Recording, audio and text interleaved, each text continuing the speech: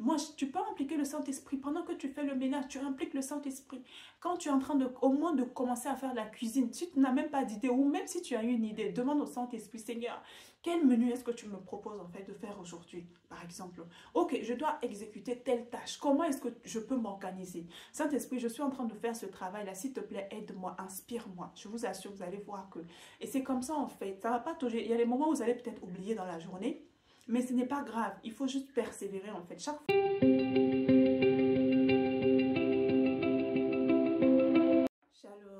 à toutes et à tous, je vous souhaite la bienvenue sur Données Sport TV. J'espère que vous allez très bien par la grâce de Dieu.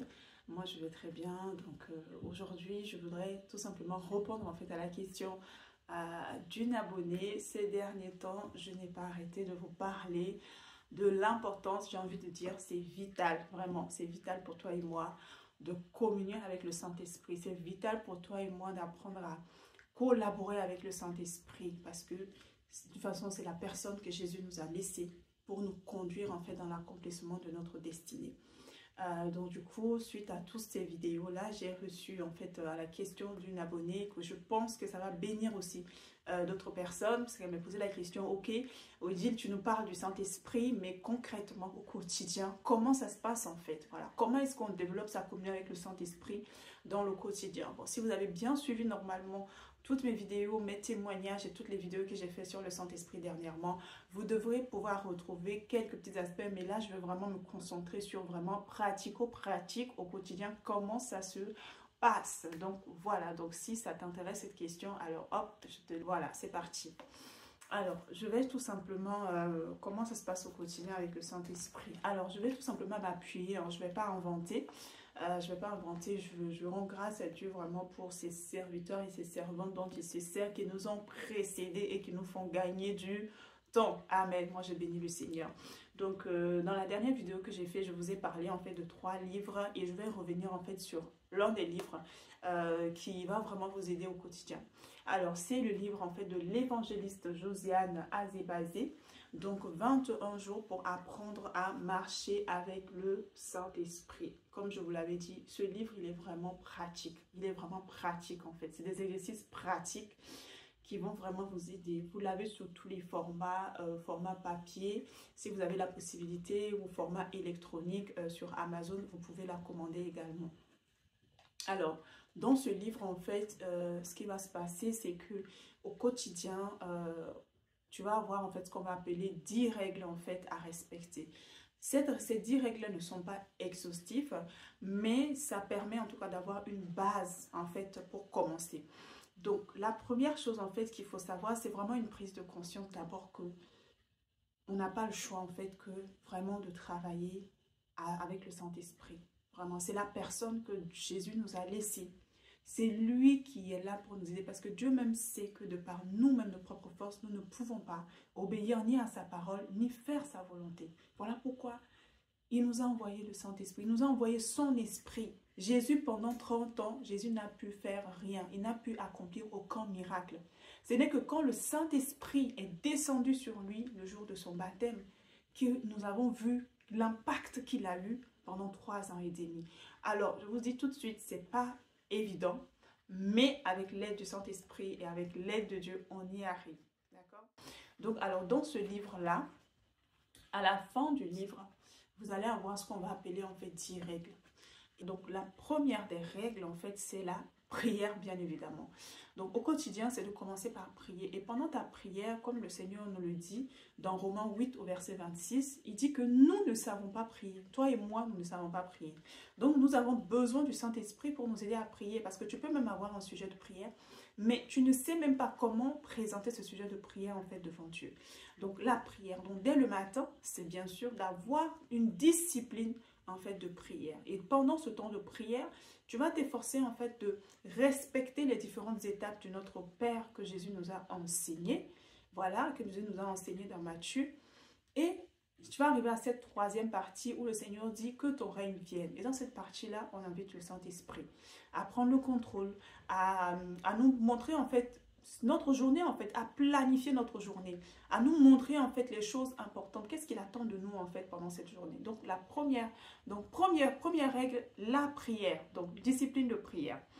Ensuite, la deuxième règle, en fait, dont l'évangéliste parle, en fait, dans ce livre-là, c'est développer la conscience de Dieu. Développer la conscience de Dieu, c'est quoi? C'est cesser d'ignorer la présence du Saint-Esprit en toi. Dès l'instant où tu as donné ta vie à Jésus-Christ et que tu es né de nouveau, ça veut dire que le Saint-Esprit est venu vivre en toi. Tu es devenu le temple du Saint-Esprit. Donc, c'est comme si tu invites un ami chez toi et si tu ignores cet ami-là, il ne se passera rien. Vous n'allez pas apprendre à vous connaître. Donc, développer cette conscience, c'est vraiment demander au Saint-Esprit de t'aider toute la journée, par exemple, à ne pas ignorer sa présence. Voilà. Et tu vas voir que les règles qui vont suivre après, en fait, vont t'aider, en fait, à demeurer vraiment dans cette conscience, en fait, de Dieu. Voilà. Ensuite, la troisième chose que tu dois faire dans ta journée, c'est la mort à soi. Alors, développer la mort à soi. C'est quoi la mort à soi? La mort à soi, c'est décider que, ok Seigneur, je vais décider de privilégier en fait ta volonté et non la mienne. Voilà. Face à un choix, face à une décision, face à un événement qui aurait pu m'irriter, qui aurait pu m'énerver, je choisis de demeurer dans le calme. Parce que Dieu dit dans sa parole que c'est dans le calme et la confiance que sera ta force en fait. Donc je décide en fait de rester calme. Ça c'est un exercice de la mort à soi. Et ce que je dis dans ce livre là, c'est qu'il y a un exercice pratique qui s'appelle un exercice sur la mort à soi. Franchement, je vous recommande ce livre. Vous allez avoir toutes les réponses en fait à vos questions. Donc ça c'est le troisième point. Donc là, le quatrième point, c'est développer le calme et la confiance. Donc je disais tout à l'heure, la mort à soi va en fait automatiquement avec développer le calme et la confiance. Développer le calme et la confiance, c'est quoi? L'ennemi va essayer par tous les moyens durant toute ta journée de t'emmener plein de choses. Mais malgré ça, au lieu de réagir avec ta chair, tu décides, malgré quelles que soient les circonstances, quels que soient les événements qui vont se passer, tu demeures calme. Et c'est en demeurant calme que tu vas entendre en fait l'instruction du Saint-Esprit. Seigneur, ok, face à cette situation, que j'aurais pu m'énerver, j'aurais pu me mettre en colère, mais je décide de ne rien dire. Je décide de garder mon calme et d'attendre en fait que le Saint-Esprit en fait me donne l'instruction. Ça, c'est vraiment quelque chose de très important. Et c'est quelque chose qu'il faut demander également le matin dans la prière en fait. Donc ça, c'est ça. Ensuite, point suivant, c'est manifester le fruit de l'esprit. Alors, manifester le fruit de l'esprit, dans la parole de Dieu, on parle des fruits de l'esprit qui sont compris dans l'amour, la patience, la douceur, la bienveillance, voilà, la maîtrise de soi. C'est de demander dans la prière à Dieu de t'accorder la grâce de manifester le fruit de l'esprit. Le fruit de l'esprit, c'est de manifester aussi ta lumière. Parce que la Bible nous dit que tu es la lumière du monde.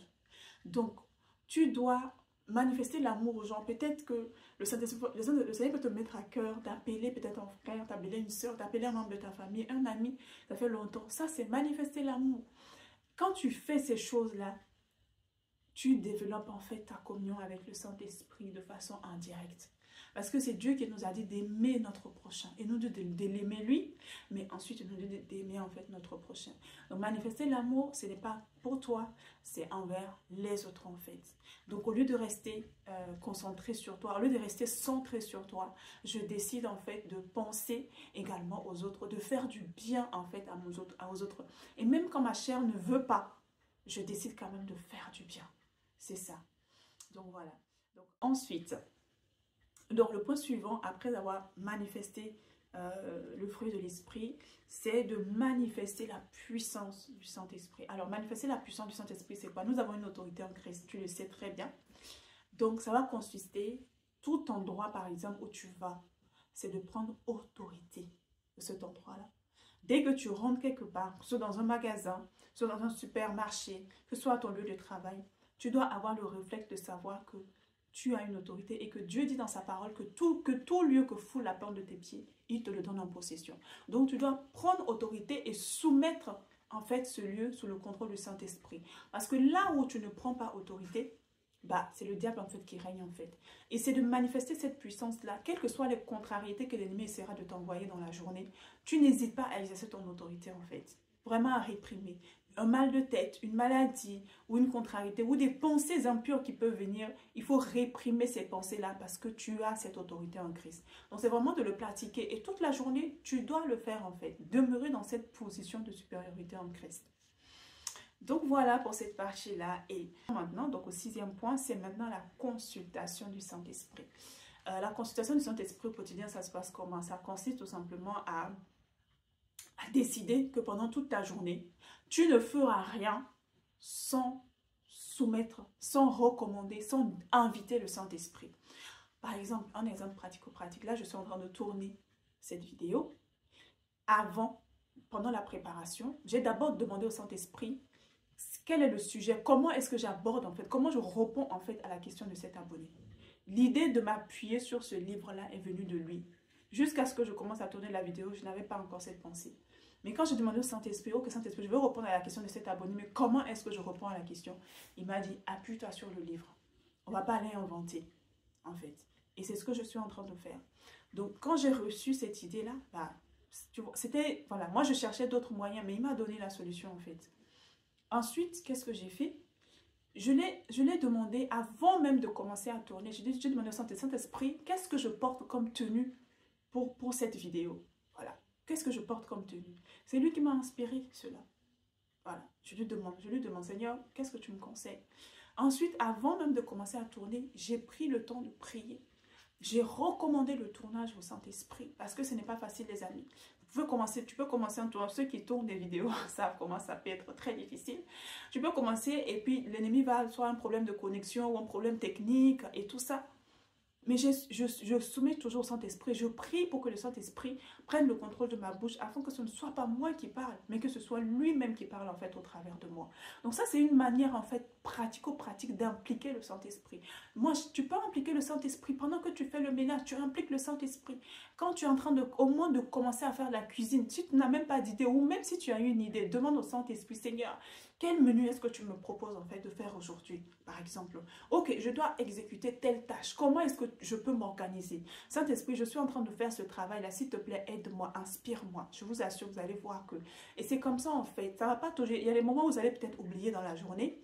Mais ce n'est pas grave, il faut juste persévérer en fait. Chaque fois que vous allez vous souvenir, impliquer le Saint-Esprit. Au fur et à mesure que vous allez le faire, vous allez voir que ça devient systématique. Vous allez voir que là où par exemple vous passez des heures et des heures à faire un travail, le temps va être réduit parce que le Saint-Esprit vous aura donné une capacité surnaturelle ou même une manière de faire qui va vous faire gagner du temps en fait.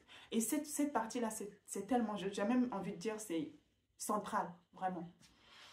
Donc, le septième point par exemple que tu peux faire en fait pour maintenir vraiment cette communion avec le Saint-Esprit durant toute ta journée, c'est de veiller à garder en fait une atmosphère de prière autour de toi. Soit en écoutant des enseignements, soit en faisant tout en fait pour demeurer dans une atmosphère en fait qui est propice en fait à la manifestation du Saint-Esprit. Et le Seigneur, il aime la louange. Donc, tu peux, moi par exemple, je sais qu'au travail par exemple, j'écoute beaucoup des instrumentales, voilà. Des instrumentales qui sont ouin, voilà. Ça me permet de créer toujours cette atmosphère autour de moi sans déranger mes collègues parce que je travaille dans un open space. Mais moi, ça me permet de garder. Et si j'ai la possibilité, voilà, j'écoute un enseignement tant que ça ne perturbe pas mon travail. Voilà, c'est quelque chose que tu peux également faire. Chez toi à la maison, mets la louange, mets en tout cas une atmosphère d'adoration. Ça favorise vraiment la manifestation en fait de l'esprit. Et Dieu aime la louange. Amen. On le sait tous, Dieu aime la louange. Et l'avant-dernier point, c'est d'essayer d'être équilibré. Alors, on peut être très facilement débordé parce que voilà, pendant la journée, on court, on fait plein de choses. Et malheureusement, dans ces occupations-là, on peut se défocaliser très rapidement, en fait. On peut se déconnecter, en fait, de Dieu, en fait, du Saint-Esprit. Et l'idéal, en fait, c'est vraiment... Voilà pourquoi il est important, dès le matin, de demander au Saint-Esprit, « Ok, Seigneur, quelles sont les priorités pour cette journée ?» Voilà, ok, je vais au travail. Ok, avant d'aller au travail, est-ce qu'il y a quelque chose que je peux faire? Ou après le travail, ok, est-ce que je peux faire? Ou si tu n'as pas, ou si tu ne travailles pas, ok, Seigneur, comment est-ce que je peux agencer, en fait, ma journée? Ça va te permettre, en fait, et toutes les pensées que le Saint-Esprit va te mettre à cœur, ou les pensées, parfois on pense que c'est pas le Saint-Esprit, mais c'est le Saint-Esprit. Du moment où tu l'as demandé, toutes les pensées que le Seigneur te donne, tu les notes en fait. Tu les notes et tu priorises. Maintenant, il ne faut pas hésiter également, c'est là aussi la mort à soi, le lâcher prise. Ok, si tu vois qu'il y a une tâche en fait qui commence en fait à te rendre anxieuse et tout, bah, il faut lâcher prise et demander au Saint-Esprit, ok, réoriente en fait ma journée en fait. C'est ça en fait. Donc vraiment créer un... Parce que quand on reste équilibré dans sa gestion du temps, bah, ça nous permet de dégager du temps pour la prière, ça nous permet de dégager du temps vraiment pour rester dans la présence de Dieu. Et la dernière chose que tu peux faire, c'est vraiment, c'est le dernier point, le 10e point, c'est circonspection et sagesse. Dans cette partie-là, c'est vraiment de veiller pendant toute la journée à prendre des décisions sages. Voilà. Moi, la question à ce point-là que j'aime bien faire, c'est ok, quand je suis face à une situation, que voilà, je demandais au Saint-Esprit, Seigneur, qu'est-ce que je fais et que je n'arrive pas à entendre ce que le Seigneur me dit. Parfois, la réponse est peut-être évidente, mais on s'entête en fait à ne pas faire. Ce que je fais, c'est toujours cette phrase-là. Qu'est-ce que Jésus aurait fait à ma place? Ça marche toujours. Ça me permet en tout cas de prendre des décisions sages, ça me permet de me positionner de façon sage. Parfois, on s'agite pour peu de choses. Et en fait, quand on lâche prise, vraiment le Seigneur prend le contrôle et les choses en fait rentrent dans l'ordre. Donc voilà grosso modo les 10 points, 10 règles en fait que tu peux mettre en pratique au quotidien pour développer en fait ta communion avec le Saint-Esprit. Le Saint-Esprit, développer sa communion avec le Saint-Esprit, c'est comme apprendre à connaître une personne. Si tu ne discutes pas avec lui, si tu ne lui poses pas des questions, si tu ne l'invites pas, si tu ne le questionnes pas, bah, tu n'apprendras jamais en fait à connaître cette personne. J'aime bien cette citation d'un homme de Dieu qui aime dire que le Dieu qui a créé le naturel est le même qui a créé en fait le surnaturel. Donc de la même manière que dans les relations humaines, pour apprendre à connaître une personne, on va passer plus de temps avec la personne, dans sa parole. Donc avec Dieu, ce sera dans sa parole, dans la prière. Et pendant la journée également, il ne faut pas hésiter à prier en langue également. Donc voilà, donc je ferme cette parenthèse là. Donc voilà, c'est voilà, discuter avec la personne en fait. Et si tu ne poses pas des questions au Saint-Esprit, le Saint-Esprit, il n'est pas comme le diable. Le diable, lui, il fait de l'ingérence. Voilà. Même quand tu ne l'invites pas, lui, il s'invite. Mais le Saint-Esprit, il n'est pas comme ça. C'est un gentleman. Donc si tu ne l'invites pas, il ne viendra pas. Si tu ne lui demandes pas son aide, il ne t'aidera pas. Si tu ne lui demandes pas son assistance, il ne t'assistera pas. Voilà, c'est un Dieu d'ordre et il nous a créés libres en fait et il respecte en fait notre liberté. Donc voilà, donc pour avoir beaucoup plus de détails, vraiment je vous encourage vraiment à acheter ce livre-là, 21 jours pour apprendre à marcher avec le Saint-Esprit. Je vais vous mettre également le lien en barre de commentaires. Donc j'espère que ces quelques précisions vont vraiment vous aider dans votre quotidien vraiment à commencer. Je ne dis pas que c'est facile. Ça fait 2 ans que je développe ma communion avec le Saint-Esprit et je suis encore toujours très loin, mais en tout cas je ne suis plus là où j'étais avant. Je rends grâce à Dieu, j'ai béni le Seigneur déjà pour sa servante parce que c'est à travers elle que j'ai commencé vraiment à prendre conscience en fait de l'importance de marcher avec le Saint-Esprit. Et ça porte ses fruits, je ne me casse plus la tête pour beaucoup de choses. Vraiment, je sais que le Seigneur est là et je lui fais confiance en fait. Donc voilà. J'espère que vous avez été bénis. En tout cas, si ça vous a plu, n'hésitez pas à liker, n'hésitez pas à commenter, n'hésitez pas à partager. Et puis, envoyer en tout cas à d'autres personnes, vraiment autour de toi pour les bénir également et les encourager. Donc voilà, c'est tout pour aujourd'hui. Et je vous dis à très bientôt sur cette chaîne. D'ici là, que Dieu vous bénisse.